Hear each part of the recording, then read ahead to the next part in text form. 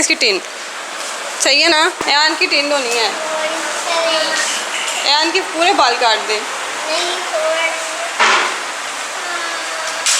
जी। इस कमरे में कीड़े हैं, चूंटियाँ हैं, आँख नहीं मल। चलो यान आपकी बारी आ गई, जाओ टिंड कराओ। बिस्मिल्लाहिर्रहमानिर्रहीम, अस्सलाम वालेकुम, welcome back to my channel. कैसे हैं आप सब? उम्मीद है कि आप सब खैरियत से होंगे। अल्हम्दुलिल्लाह मैं भी खैरियत से हूँ। तो आज भी मुझे आपसे करनी है कुछ बातें, लेकिन उससे पहले जो है मैं आपके साथ जो है आज की थोड़ी बहुत रूटीन शेयर करूँगी। आपको तो पता है गर्मियाँ हैं, बहुत गर्मी है, और जो मेरा बड़ा बेटा माशाल्लाह से उसके बाल जो हैं बहुत जल्दी जो इनकी ग्रोथ होती है, तो उसके बाल बहुत बड़े हो चुके थे और उसके जो है माथे पे आ रहे थे और वो बहुत परेशान हो रहा था। पढ़ते वक्त भी बहुत तंग कर रहा था कि मेरे बाल पीछे करें, मुझे पढ़ा नहीं जा रहा। तो आज था सैटरडे, तो मैंने अपने हस्बैंड को कहा कि आप आज फारिग हैं तो उनके बाल दोनों के काट दें। तो यार ये जो हालात, तो आजकल के हालात हुए हैं, हर कोई घर में ही, नाई हजाम कुक सारा कुछ जो है हम घर में ही बने पड़े हैं। अल्लाह जल्दी जल्दी हमें इस हालात से, इस मुसीबत से छुटकारा दिलाए, आमीन। तो बच्चों के बाल काटे आज सैटरडे था, तो आज हुआ ये क्या कि बड़े बेटे के बाल कट चुके थे, छोटे बेटे के थोड़ी सी बाल कटिंग रहती थी। तो काम वाली ने कहा कि मैंने इससे कहा 5 मिनट वेट कर लो, तो फिर ना वाशरूम साफ़ कर देना। लेकिन वो कहती है मैं दूसरे घर से ना जो है सफाई करके आऊँगी, फिर ये आपका वाशरूम साफ़ कर दूँगी। हुआ ये कि मैं इसका इंतज़ार करती रही, पर वो आई नहीं। फिर मुझे खुद ही मुझे खुद सफाई करनी पड़ गई।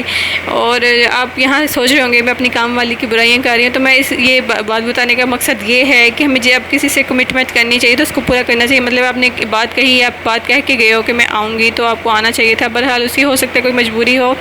तो यहाँ जी हम बच्चे जो है मैं नमाज़ पढ़ रहे हैं, जोहर का टाइम था, उसके बाद उनको ज़ाहिर है नहाने के बाद भूख भी लगती है बच्चों को, तो ये मैं उनके लिए बना रही थी। ये लेके आए थे मेरे हस्बैंड।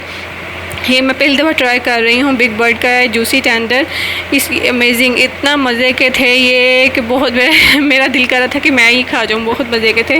बहरहाल मेरे हस्बैंड लेके आए थे कि जो है बर्गर के अंदर जो है छोटे बेटे को डाल के देना, क्योंकि छोटा बेटा है जो है शौक़ से बर्गर खाता, तो उसको बर्गर में ये डाल के देने हैं टेंडर।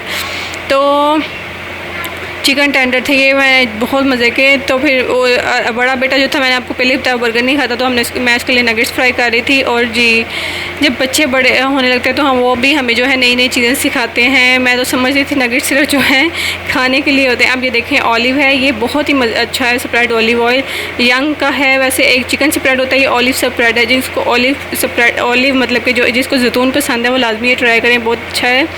और जी बच्चे जब बड़े होने लगते हैं तो वो ना हमें बच्चों से हमें नई नई चीज़ें सीखने को मिलती है। मुझे लगता था चिकन जो नगेट्स हैं वो सिर्फ खाने के लिए होते हैं। यहाँ मेरा बेटा आके मुझे बता रहा है नहीं मामा, मुझे इसके अंदर बर्गर के अंदर डाल के दो। तो जी आज का टॉपिक क्या है, माँ बाप को अपने बच्चों के लिए लाजमी क्या काम करना चाहिए, वो मैं आपके साथ शेयर करूँगी। मैं आपको बता दूँ हज़रत मूसा का वाक़या। आप सबको पता है कि हज़रत मूसा जो थे अल्लाह ताला से हम कलाम होने जाया करते थे। तो एक दफ़ा पता क्या हुआ, हज़रत मूसा जो है अल्लाह ताला से हम कलाम हो रहे थे। तो अल्लाह ताला ने कहा ए मूसा अब ज़रा संभल के मुझसे बात करना, क्योंकि तेरे पीछे हाथ उठाने के लिए अब तेरी माँ नहीं रही। क्यों जब तू मेरे पास पहले हम कलाम का होने आता था तो तेरी माँ तेरे पीछे जो है मुझसे दुआ करती थी कि अल्लाह जो अगर मेरा बेटा जो है जाने अनजाने में कोई गुस्ताखी के अल्फाज बोल दे तो उसको माफ़ कर देना। तेरी माँ जो थी तेरे पीछे दुआ करती थी, अब तेरे पीछे तेरे लिए दुआ करने के लिए हाथ नहीं है, तो बहुत संभल के मुझसे बात करना। अब ये वाक़या सुनाने का क्या मकसद है, इसका मतलब ये है कि जो है माएँ जो हैं बच्चों के लिए दुआएं लाजमी किया करें। दुआएं जो है माँ की कभी भी रद्द नहीं होती, अल्लाह ताला माँ की दुआएं लाजमी सुनता है। तो अब दुआ किया करें, इसका क्या मतलब है, जैसे आपके बच्चे जो हैं पैदा हों, उनके लिए पैदा होने वाले हों, उससे पहले उनके लिए दुआ करनी शुरू कर दें कि सेहतमंद हो, तंदुरुस्त बच्चा हो। जब बच्चे पैदा हो जाए तो उनकी पढ़ाई के लिए, उनकी बद नज़र से बचाने के लिए, उनको बुरी सोबत से बचाने के लिए उनके लिए दुआ करनी शुरू करें। उनकी सेहत और तंदुरुस्ती के लिए दुआ किया करें कि अल्लाह उनको नागानी आफतों और मुसीबतों से बचाए। अल्लाह ताला कभी भी माँ की दुआएं रद्द नहीं करता। और एक और बात बता दूँ, जो बेटियाँ होती हैं सब कहते हैं कि मैं बेटियों के नसीब से बहुत डर लगता है, बेटियों के नसीब से। तो बेटियों के नसीबों के लिए भी दुआ किया करें कि अल्लाह उनको अच्छा नसीब दे, अच्छा ससुराल दे, अच्छा शोहर दे। और साथ साथ बेटों के लिए भी दुआ किया करें। लाजमी नहीं है कि बेटियों को ही अच्छा घर मिले, अच्छा ससुराल मिले, बेटों को भी अच्छा ससुराल और अच्छी बीवी लाजमी मिलने की दुआ किया करें, क्योंकि अगर एक बीवी जो है, अगर बेटे या आपकी बहू या बीवी जो है अगर वो अच्छी ना आए तो घर जो है वो बहुत मतलब कि बहुत मुश्किल हालात हो जाते हैं, ज़िंदगी बहुत बेसुकून हो जाती है। तो बेटियों के साथ साथ बेटों के नसीबों की भी दुआ किया करें और उनके कारोबार के लिए दुआ करनी चाहिए, हर चीज़ की दुआ करनी चाहिए। अल्लाह ताला जो है कभी भी जो है एक माँ की दुआ रद्द नहीं करता। माएँ दिल से दुआ दिया करें और बद्दुआ बिल्कुल बना दिया करें, क्योंकि जब जो माँ की दुआ होती है वो अर्श पे जाके टकराती है।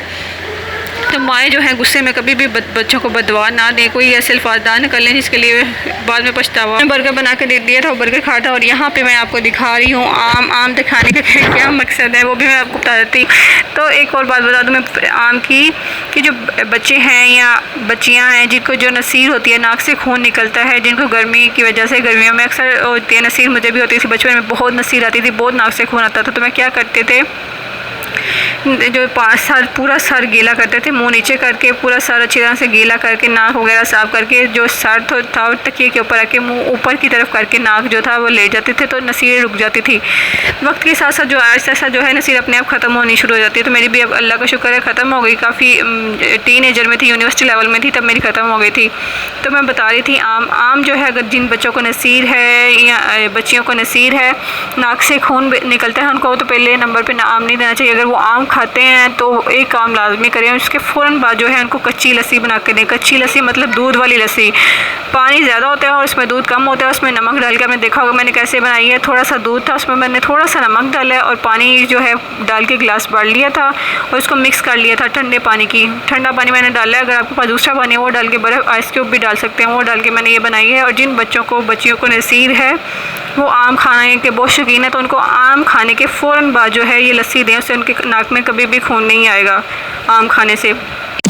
ये लस्सी जो है अगर आपको बहुत प्यास लग रही है, गर्मी लग रही है, तो भी आप पी सकते हैं, लेकिन हमेशा याद रखें कि चीज़ों की ज़्यादती जो है वो नुकसानदेह होती है, बेशक वो फ्रूट्स ही क्यों ना हो। तो जी अब ये हो गया था शाम का टाइम, ये बच्चों के लिए थे ब्लॉग्स। ये बहुत ब्लॉग्स पुराने हैं। जब बड़ा बेटा जो था 1-1.5 साल का था तब मैंने ये ब्लॉग्स ख़रीदे थे। तो जब भी इनका मूड होता है निकालते हैं, खेलने लग जाते हैं, कभी मैं उठा कर रख देती हूँ। और ये है अलिफ बे वाला। अलिफ बे ये पूरी उर्दू वाली अलिफ बे नहीं है, अरबिक अलिफ बे है, जिसमें आपको पता है बे के बाद ते होती है। ये वो है, ये इनकी दादू लेके आई थी। ये भी ब्लॉग्स हैं ये सारे। तो बच्चों के पास मैं कहती हूँ हर तरह के ब्लॉग्स होने चाहिए। तो इससे ये होता है कि बच्चे जो हैं डिफरेंट ब्लॉग्स होते हैं, उनके साथ डिफरेंट खेलते ही रहते हैं और इस तरह से बिज़ी भी रहते हैं और लर्निंग भी थोड़ी होती है। इनके कलर सीखने आते हैं, उनको शेप सीखनी आती है, सब कुछ मतलब आता है। ये अब शाम का टाइम है। तो जी यहाँ करती हूँ मैं अपनी वीडियो को एंड। उम्मीद है कि आपको वीडियो अच्छी लगी हो। अगर अच्छी लगी है तो प्लीज़ इसको लाइक कर दें, शेयर कर दें और चैनल पे नहीं है तो इसको सब्सक्राइब कर दें। Thank you for watching. अल्लाह हाफिज़। मेरी गंदी